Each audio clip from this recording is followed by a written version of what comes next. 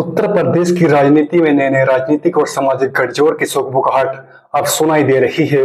यदि ऐसा होता है तो यह भारतीय जनता पार्टी से अधिक समाजवादी पार्टी के लिए खतरे की घंटी साबित हो सकता है। राजनीतिक गलियारों में चर्चा गर्म है कि अब्दुल्ला आजम की अखिलेश यादव से बगावत और आजाद समाज पार्टी के प्रमुख चंद्रशेखर आजाद रावण की एंट्री से रामपुर और आसपास के इलाकों की राजनीति पूरी तरह बदल सकती है।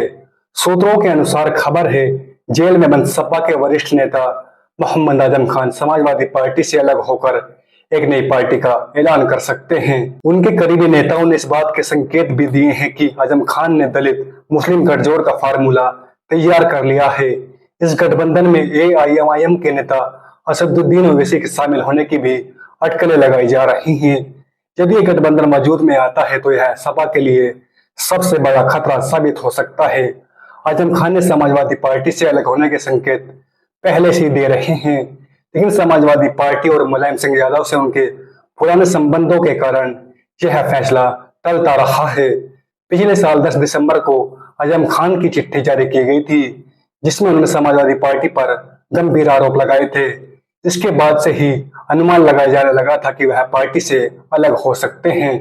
उस समय आजम खान और उनके बेटे अब्दुल्ला आजम खान सीतापुर की जेल में थे, लेकिन अब अब्दुल्ला आजम खान जेल से बाहर आ चुके हैं। राजनीतिक हलकों में यह भी चर्चा है कि जल्द अब्दुल्ला आजम और चंद्रशेखर आजाद रावण की मुलाकात हो सकती है। वहीं असदुद्दीन ओवैसी पहले ही आजम खान के समर्थन में खड़े होने के संकेत दे चुके हैं। यदि ये गठबंधन आकार लेता है तो आप समझिए रामपुर, नगीना, मुजफ्फरनगर और सहारनपुर, शामली की आसपास की सीटों पर आजम खान का प्रभाव फिर से बढ़ सकता है। आजम खान के न होने से समाजवादी पार्टी को पहले ही बड़ा झटका लग चुका है। अब सवाल ये उठ रहा है कि क्या एक बार इतिहास दोहराया जाने वाला है? क्या 2027 के विधानसभा चुनाव को ध्यान में रखते हुए राहुल गांधी ने अखिलेश यादव की राजनीतिक चुनौती को कमजोर करने के लिए यह रणनीति रूपरेखा तैयार की है? क्या ओवैसी और क्या आजम खान, चंद्रशेखर आजाद रावण मिलकर कांग्रेस का साथ देंगे या फिर आजम खान के मन में कुछ और चल रहा है? चर्चा यह भी है कि अखिलेश यादव को पहले ही इस संभावित गठजोड़ की भनक लग चुकी थी। उन्होंने चुनाव में कांग्रेस को एक भी सीट नहीं दी थी। वहीं अखिलेश और राहुल गांधी की रायबरेली में मुलाकात न होने को भी इस घटनाक्रम से जोड़कर देखा जा रहा है। सूत्रों की माने तो हाल ही में जेल में आजम खान से मिलने गए एक व्यक्ति ने असदुद्दीन ओवैसी से उनकी फोन पर बातचीत भी कराई थी। यदि यह सच है तो इस गठबंधन में एआईएमआईएम की भी एंट्री हो सकती है, तो पश्चिमी उत्तर प्रदेश में राजनीतिक समीकरण पूरी तरह से बदल सकते हैं। ओवैसी जब भी उत्तर प्रदेश आते हैं तो वह आजम खान का हमदर्द होने का दावा जरूर करते हैं। इससे यह भी संकेत मिलता है कि बड़ा खेल की तैयारी हो चुकी है। बस आजम खान के अंतिम फैसले का इंतजार है, क्योंकि एक समय था जब आजम खान को उत्तर प्रदेश का मिनी सीएम कहा जाता था, लेकिन समय के साथ साथ समाजवादी पार्टी में उनका प्रभाव कम होता गया।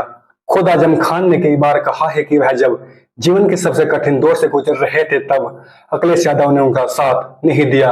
यही वजह मानी जा रही है आजम खान सपा को पटकनी देने की तैयारी कर रहे हैं। उत्तर प्रदेश की राजनीति में आने वाले दिनों में बड़ा बदलाव देखने को मिल सकता है।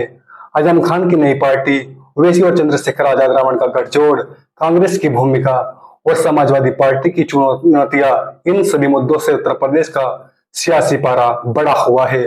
अब यह देखना होगा कि यह गठबंधन आकार लेता है या नहीं।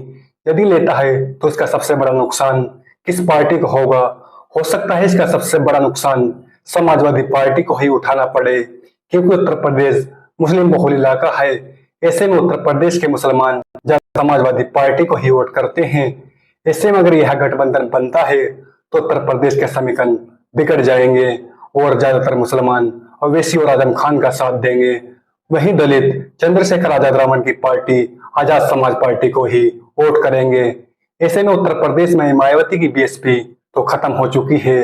अब देखते हैं इसका सीधा सीधा फायदा कांग्रेस को होता है या बीजेपी को होता है या समाजवादी पार्टी को होता है, या कोई नया गठबंधन निकलकर सामने आता है।